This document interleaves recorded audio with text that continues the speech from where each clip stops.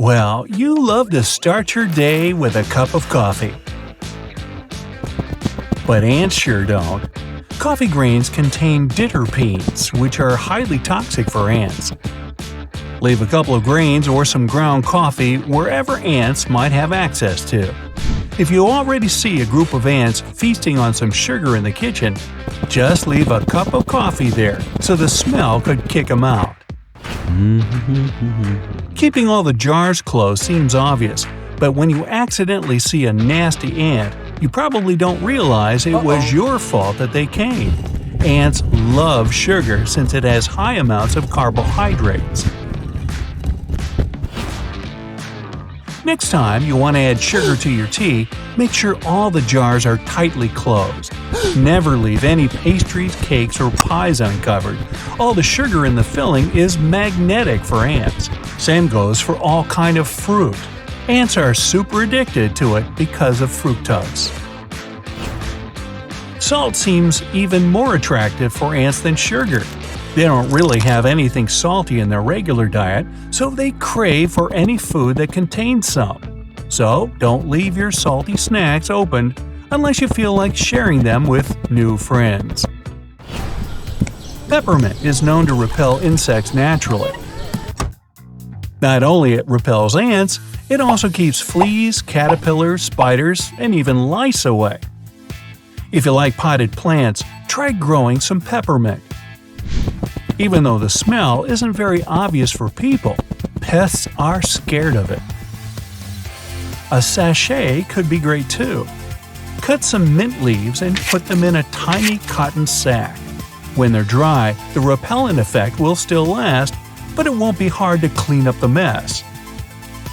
When there's no more smell, add several drops of mint essential oil to prolong the effect. By the way, the essential oil can be used alone. Apply a few drops to wherever the ants are coming. You can also make a DIY anti-pest spray. You can be sure about the ingredients this spray is going to contain, and there's no way you're going to be allergic to it. You control all the ingredients. Take 3 parts of water and 1 part of mint infusion. Or if you're not a fan of mint, replace it with lemon water. Add 10 drops of essential oil, mint, orange, lemon, or grapefruit to make it even stronger. You can spray it directly on the surface just like any other anti-pest spray, or dab a cloth in the solution and swab the cupboards. Another thing ants can't stand is cayenne pepper. You can use it in any number of ways. Sprinkle some ground pepper right on the problem spot, or mix it with water, about 1 tablespoon per ounce, and spray all over nasty pests. The ants will stay safe and sound, but they're not going to come back after such a hot experience. You can replace cayenne pepper with some black pepper, but make sure to add a bit more of it to get the desired concentration. Ants are awfully afraid of anything to do with cinnamon. They hate it as a spice, and they just can't stand the cinnamon essential oil. The best places to apply the essential oil is around the doors and windows. Pay special attention to cracks. Ants usually squeeze in through them, but no ant would want to come in if there's cinnamon smell. Cinnamon sticks on the windowsills are a good deterrent too. Plus, they look cozy and smell nice, especially in the winter season. Another solution is vinegar and water solution. Pardon the pun. Take 1 part of vinegar and 1 part of water. You know what to do. Clean the cupboards with this solution if you need, or you can spray it directly on the pests if you're feeling lazy. But you'll have to clean that up anyways. If none of these mixtures help, mix 5 parts of water, 1 part of rubbing alcohol, about 20 drops of peppermint oil, and about 10 drops of cinnamon oil. Shake well before use because oils may separate. This mixture can be used both indoors and outdoors. The smell is great, so it can also be used as an air freshener. This one's not 100% natural, but at least it's DIY. Mix equal parts of glass cleaner and some liquid detergent and wash the surfaces the ants have been to. This mixture washes away the pheromone trail they leave walking. If there's no smell, the ants won't come back.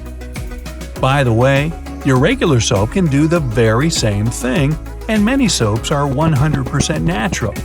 The key thing is to get rid of the trail the ants leave. Another thing ants just can't stand is tea tree oil.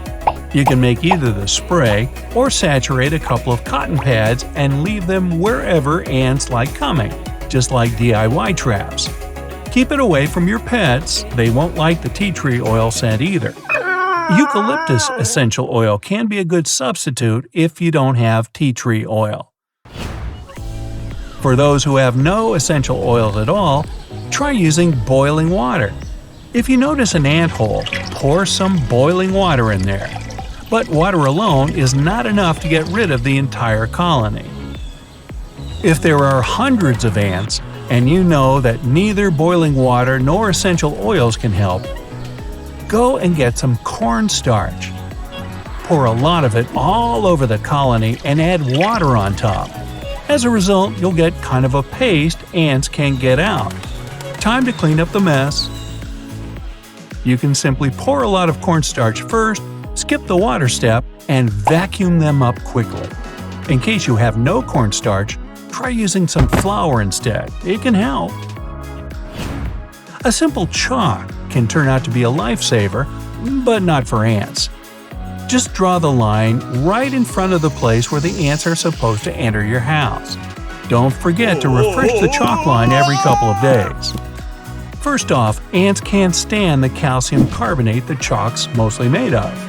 Plus, the chalk is said to interrupt the notorious trail they leave. You're most likely to have lemon essential oil at home, since lemon peels contain it. Strangely, ants dislike the cucumber peels too. They're pretty toxic to the fungi that ants love eating.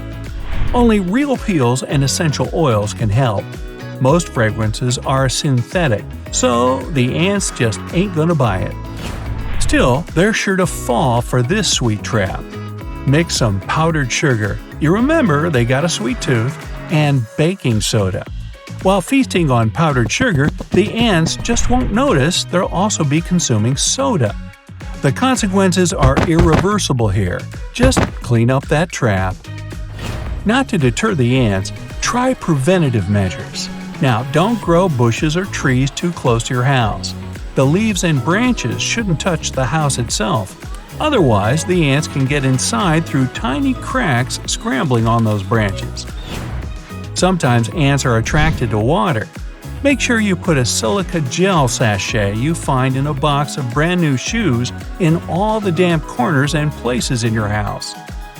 Silica gel absorbs extra moisture, so it will deter ants, spiders, some caterpillars, wood lice, and of course the mold. Don't forget to check your pipes in case there's some leaks. They might be attractive for ants.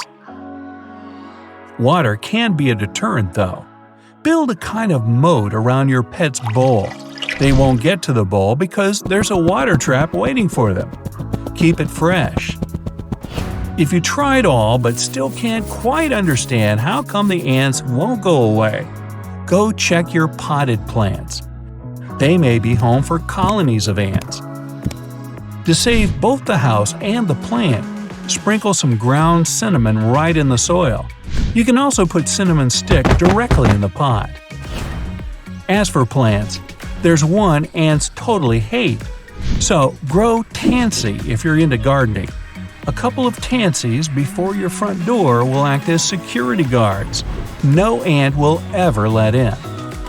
Dried tansy flowers can be kept in sachet sacks and stored around the house to deter the notorious pests.